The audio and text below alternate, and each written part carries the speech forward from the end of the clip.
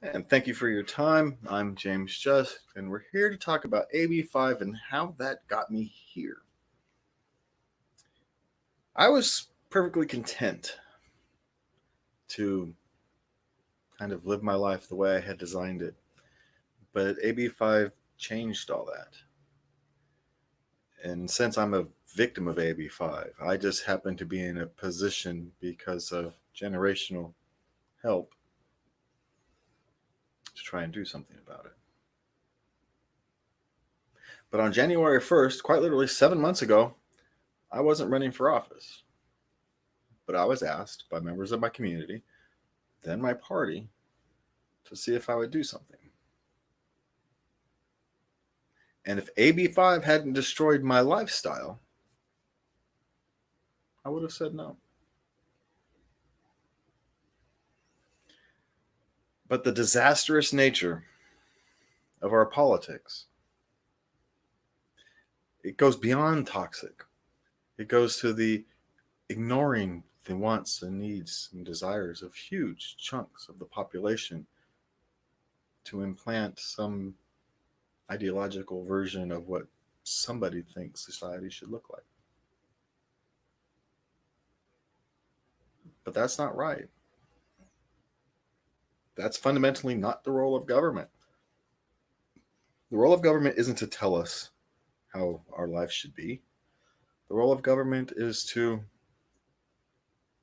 at least get out of our way, at best, help us achieve our goals. Not our group goals, because there is no such thing in a free society as group goals. Right? The minute you create these group goals as defined by political leaders, you now have to impose that on people who are opposed to you.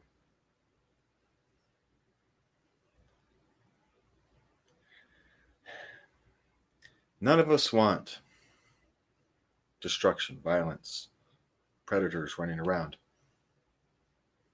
We need government for that. And even the most ardent of the liberty movement knows you need a referee.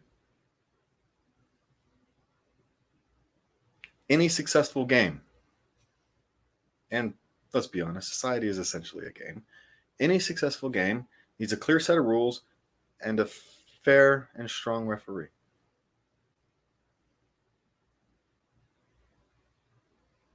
But the reason you don't have serious violations for minor infringements is because it destroys the game. Well, like go to something like football. If a holding penalty caused you to turnover, right? You would never hold, but your quarterback might get killed, right? Sometimes you take the 10-yard penalty because it saves your quarterback. You can live for another play, live for another game. You don't want the penalty so excessive that you hurt people in other ways. You want to manage the game. And when people behave out of the prescribed norms, you eject them. But the rules must be clear, simple, and understandable. Otherwise, it's difficult for people to follow them. You end up with loopholes, deliberate or unintentional. And those with agendas will use those. With simple, clear rules, we can all thrive and do better. And in terms of AB5, the actual worst thing was they didn't even solve our problems. They used Uber and Lyft as an example of people who are abusing their employees, despite the fact that the vast majority of us don't want to be employees. We'll gloss over that for a second. But the real problems that we needed solved with Uber and Lyft were the Lyft rentals were a scam. The Uber and Lyft rentals, those car rental things, those were a scam. They clearly were a scam, and they did nothing to solve that. Algorithm transparency would be nice. so we can understand the algorithm, so we can better prepare how to navigate the economic conditions. Right? We want to know what the changes are to the algorithms so we can be as prepared as everybody else. So we know the rules of the game. That's what we needed. And that's not what we got. What we got was somebody else's version of employment. What they call benefits, we call chains. The benefit of being a gig worker is I could work when, where, and for who I want on any day of the week. I didn't have to ask anybody. I could work for one company one day, another company another day, 3 companies in one day, and take a week off and not have to ask a single person but my pocketbook.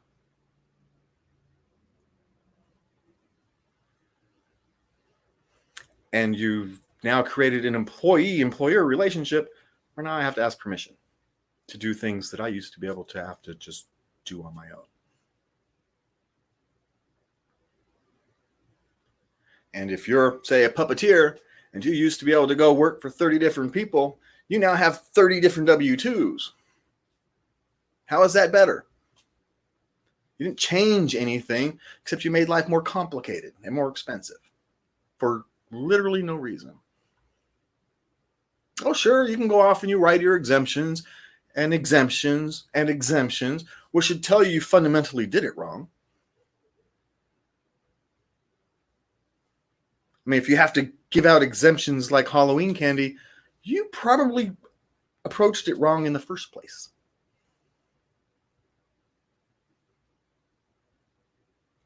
It wasn't a problem.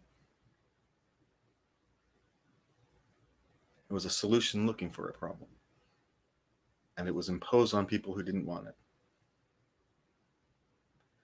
And then because our system is so broken, the only person in a district of 135,000 registered voters, 480,000 people in my district, I'm the only one who tried.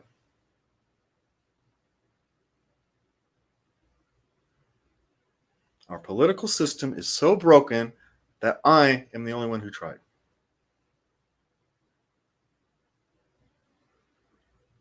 There's something fundamentally wrong. We have to fundamentally change how we create and develop and experience, for lack of a better term, politicians. The old way is flawed. Or at least if most of the politicians come from the old way, it's flawed. It has its purposes.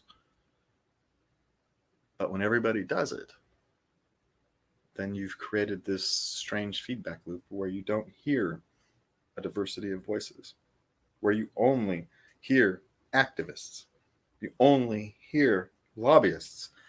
And quite frankly, there's nothing wrong with lobbyists or activists. But when those voices become stronger than the voice of the average person, the voice of the individual gig worker who doesn't have time and shouldn't have to follow every single bit of legislation that comes down the pipe.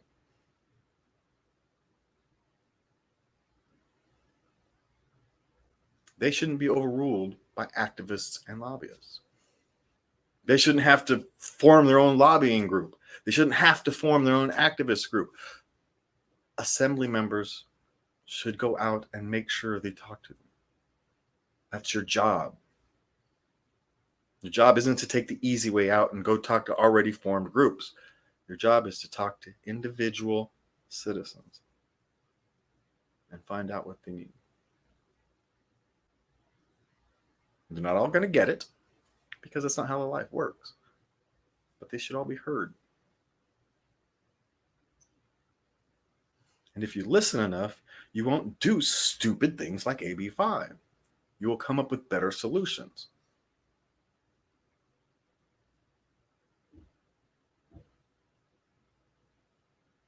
I'm not going to take up any of your time.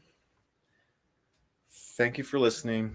Please go to justforassembly.com, click on the join or the donate button, and give what help you can. We would greatly appreciate it. Thank you. Good night. Love everybody.